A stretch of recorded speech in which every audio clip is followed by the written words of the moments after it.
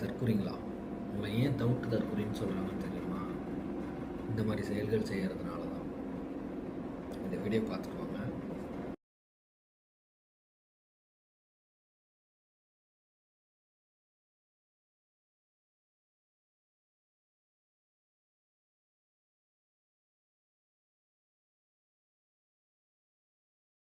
இது யார் பயன்படுத்திய கொடின்னு தெரியுமா?